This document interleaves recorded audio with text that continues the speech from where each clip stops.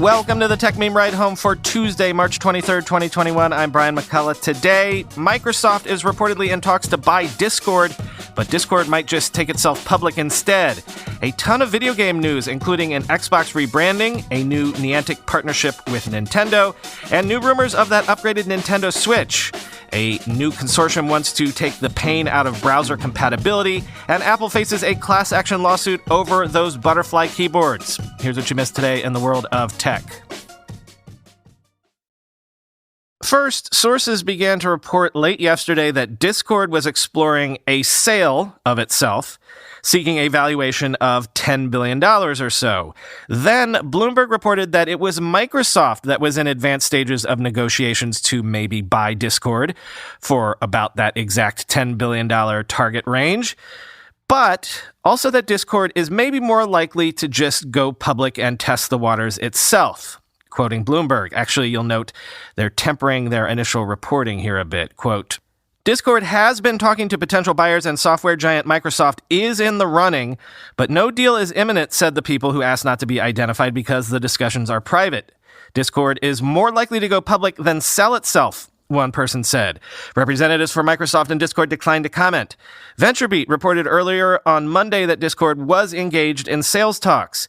Microsoft, which last year sought to buy social media app TikTok and held talks to acquire Pinterest, has been shopping for assets that would provide access to thriving communities of users, according to people familiar with the company's thinking. Microsoft's Xbox business has also been expanding the suite of subscription perks it provides as part of its Game Pass offering. Microsoft shares were up about 1.2% in the first minutes of trading Tuesday. Quote, Microsoft possibly acquiring Discord makes a lot of sense as it continues to reshape its gaming business more towards software and services, said Bloomberg intelligence analyst Matthew Canterman. There's a big opportunity to bundle Discord's premium offering Nitro into the Game Pass service to drive more subscriptions from the last reported number of 18 million, end quote. After Microsoft's recent $7.5 billion purchase of ZeniMax Media, owner of the Elder Scrolls and Doom publisher Bethesda Software, an acquisition of Discord would signal the Redmond, Washington-based software giant's willingness to keep investing in its video game unit, end quote. Yeah, integrating Discord deeply into Xbox stuff does make a ton of sense, although I don't think they could make it exclusive, like wall off Discord as something that you can only get if you do Xbox. But also the larger narrative here is that Microsoft keeps trying to acquire social networks, TikTok, Pinterest. And I keep hearing that one of the motivations for that is to get them all on Azure.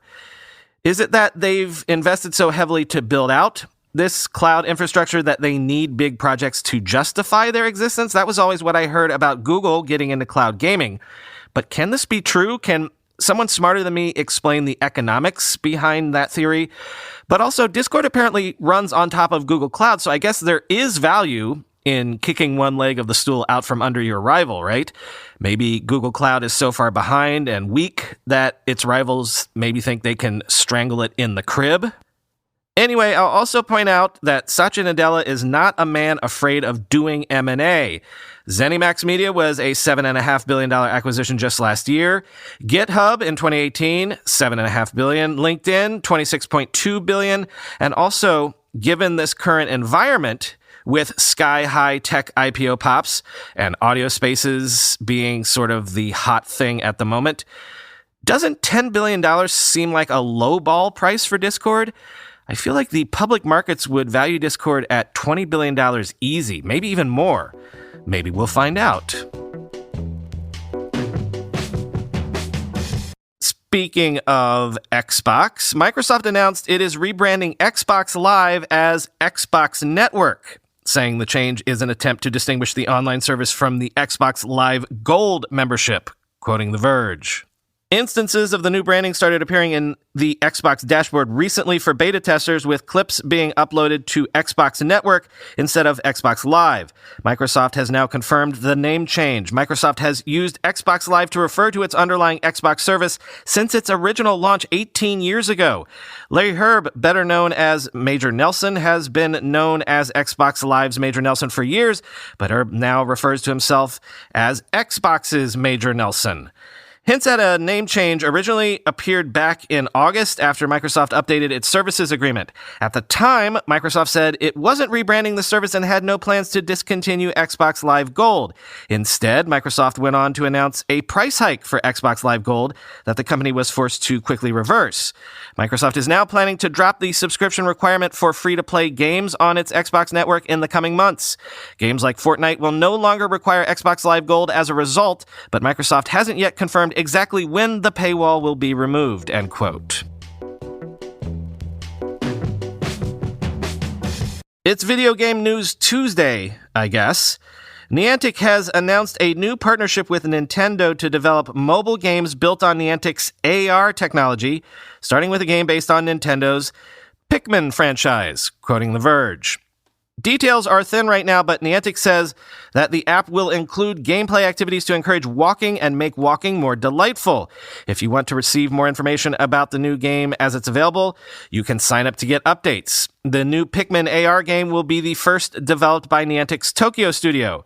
Niantic's AR technology has made it possible for us to experience the world as if Pikmin are secretly living all around us, Nintendo's Shigeru Miyamoto said in a statement. Based on the theme of making walking fun, our mission is to provide people a new experience that's different from traditional games. We hope that the Pikmin and this app will become a partner in your life, end quote. The Pikmin franchise is all about exploring a very Earth-like planet with packs of adorable Pikmin creatures, so a Niantic-made Pikmin game about walking and exploring the world around you makes a lot of sense. The latest game in the Pikmin series is the Nintendo Switch's Pikmin 3 Deluxe, an upgraded version of the 2013 game first released for the Wii U. Niantic didn't say what other games it will be making with Nintendo, but it sounds like the two companies have secured some kind of long-term partnership. Quote, "We're honored that Nintendo has chosen Niantic to be its publisher of real-world AR applications," Niantic said. More details about upcoming apps will be revealed in coming months, end quote. In case you're not into games enough to know this, Niantic is best known for developing Pokemon Go.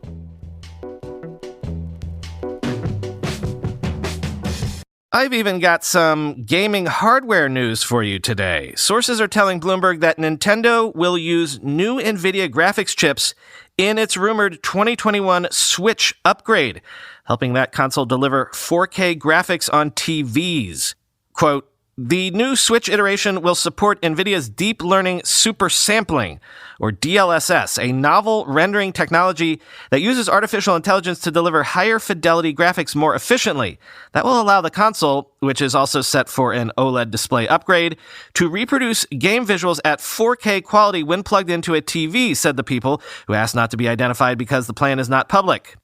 The U.S. company's new chipset will also bring a better CPU and increase memory. DLSS support will require new code to be added to games, so it'll primarily be used to improve graphics on upcoming titles, said the people, including multiple game developers. Bloomberg News previously reported that the new Switch is likely to include a 7-inch OLED screen from Samsung Display and couple the console's release with a bounty of new games. Analysts expect the new Switch will be offered at a higher price than the current model's $299, a level unchanged since the Switch's initial release in 2017.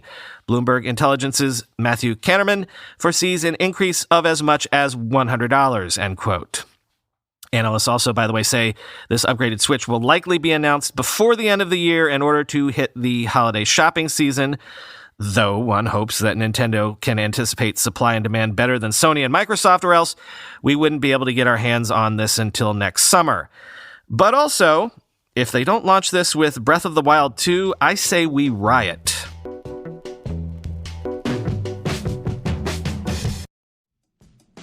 The Tech Meme Ride Home is sponsored by MetaLab. MetaLab's slogan is, "We make interfaces." For over a decade, MetaLab has helped some of the world's top companies and entrepreneurs make products that millions of people use every day. You might not realize it, but you probably used a product MetaLab had a hand in designing today.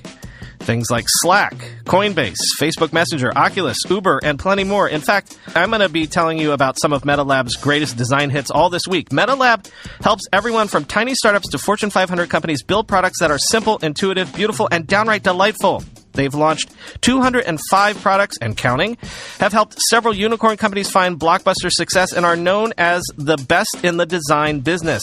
MetaLab wants to bring their unique design philosophy to your project. Let them take your brainstorm and turn it into the next billion-dollar company. They can take an idea from something sketched on the back of a napkin to a final shipped product. Check them out at metalab.co. That's metalab.co.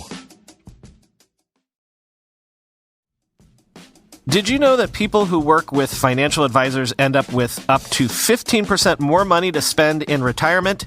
No matter what stage of life you're in, thinking about your financial future doesn't have to keep you up at night, thanks to SmartAsset.com, the service that over 500,000 people have trusted to help them find a financial advisor. There's a free and easy path to financial peace of mind.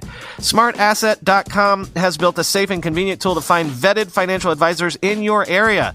Here's how it works. Begin by taking SmartAsset's short quiz at smartasset.com/techmeme. You might be surprised at what you learn just from the quiz, like I learned my savings are maybe not as on track as I thought based on my goals. And within minutes, SmartAsset will match you with 3 pre-screened fiduciaries, each legally obligated to act in your best interest.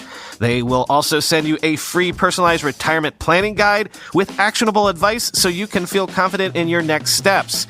To receive your free personalized retirement planning report, go to smartasset.com/techmeme. Your report will provide you personalized insights on your retirement readiness, so visit smartasset.com/techmeme today.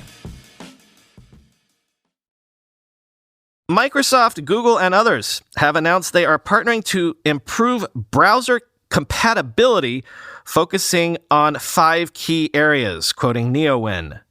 Google and Microsoft have announced that they're joining forces with other companies such as Igalia, as well as the, quote, broader web community, to improve compatibility across different web browsers.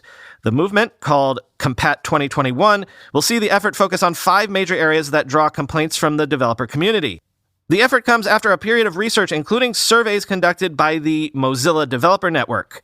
Other sources of information, such as the State of CSS and State of JS surveys, the most search features on Can I Use, and test results from web platform tests, all played a role in determining the areas of focus for this effort. For 2021, the focus will be on these 5 areas: CSS Flexbox, CSS Grid, CSS Sticky Positioning, the CSS Aspect Ratio property, and CSS Transforms. CSS Flexbox is a very widely used feature, but it can cause images to be stretched incorrectly in different browsers.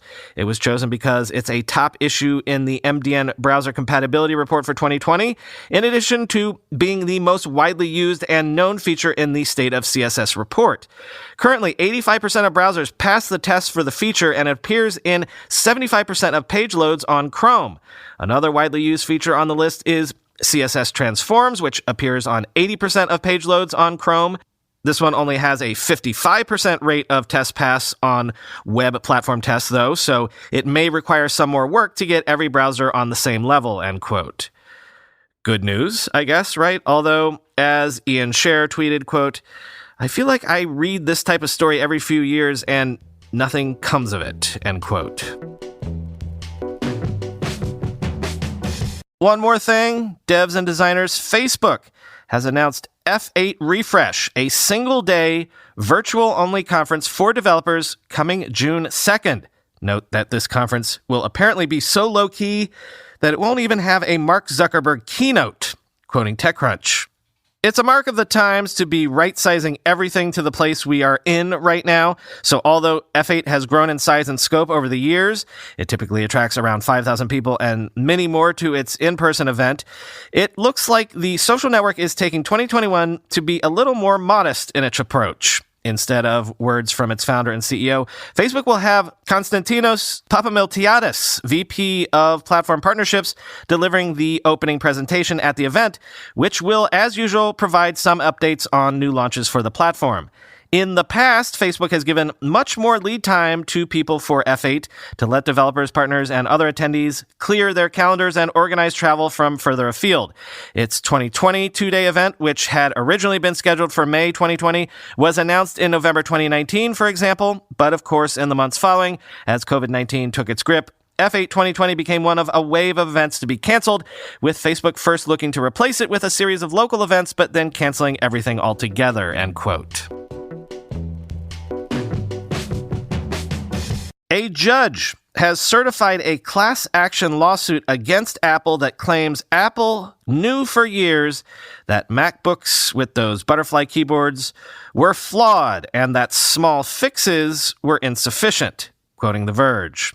The suit covers anyone who purchased an Apple MacBook with a butterfly keyboard in 7 states: California, New York, Florida, Illinois, New Jersey, Washington, and Michigan. That includes people who bought a MacBook model dating between 2015 and 2017, a MacBook Pro model between 2016 and 2019, or a MacBook Air between 2018 and 2019. This suit claims Apple knew for years that its butterfly switches were defective and that its incremental changes weren't fixing the core problem. It cites internal communications inside Apple, including an executive who wrote that, quote, "No matter how much lipstick you try to put on this pig," referring to the butterfly keyboard, "it's still ugly," end quote. The plaintiffs accuse Apple of violating several laws across the 7 states mentioned above, including California's Unfair Competition Law, the Florida Deceptive and Unfair Trade Practices Act, and the Michigan Consumer Protection Act. They aren't asking for a nationwide certification at this time, but the law firm behind the suit has invited any U.S. buyer of an affected MacBook to complete a survey. Apple argued against class action certification, saying one consolidated suit shouldn't cover multiple tweaks to the butterfly keyboard. But the plaintiffs successfully argued that all butterfly keyboards may have the same fundamental problems due to their shallow design and narrow gaps between keys, end quote.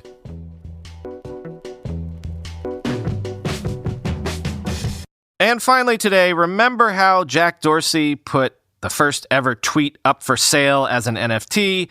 Well, it finally sold for $2,915,835.47, quoting The Verge. The winning bidder was Sina Estavi, who had held the highest bid since offering $2.5 million on March 6th. He upped his bid to this number at the last moment. Bids were handled on a platform called Valuables by Cent that lets people make offers on tweets that are, quote, autographed by their original creators, end quote. The bids on Dorsey's succinct first tweet, "Just setting up my Twitter," from March 21st, 2006, quickly escalated, and Dorsey later said he would end the bidding on the tweet's 15th anniversary. According to the timestamp on Cent, Estavi made his final winning bid on Monday afternoon and, according to Reuters, paid using the Ether cryptocurrency in the amount of $1,630.582561 ETH. Estavi, CEO of blockchain company Bridge Oracle, told Reuters he was thankful. Dorsey said previously he would convert the winning bid into Bitcoin and donate it to Give Directly for its Africa response, and he tweeted his receipt Monday afternoon. Give Directly is a charitable organization which gives money directly to people living in poverty, end quote. By the way, if you math nerds out there know anything about this, that final dollar figure or ETH figure, if it has some sort of Easter egg significance that I'm unaware of, feel free to let me know.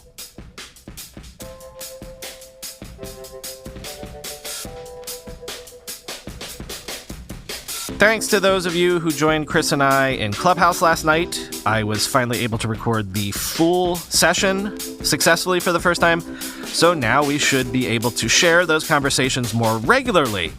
Maybe not every time we do one, of course, but we'll see what we end up doing with all this, because Chris and I need to have a conversation about what this can be, this after-show discussion concept. Maybe it's just bonus content here that we share every so often. Maybe we split out a whole separate feed to make a whole separate podcast out of it so that, every week you can get your news rundown here every day, and then you have a best of both worlds situations where you can also get a sort of roundtable discussion of the news that happens multiple times a week maybe, and thus you'll have multiple hours to sort of treat it as a lean back in the background sort of thing, sort of like the difference between a news bulletin on the radio and sort of talk radio that goes on for hours. We'll see. We're figuring it out. And by the way, your feedback is very welcome. Talk to you tomorrow.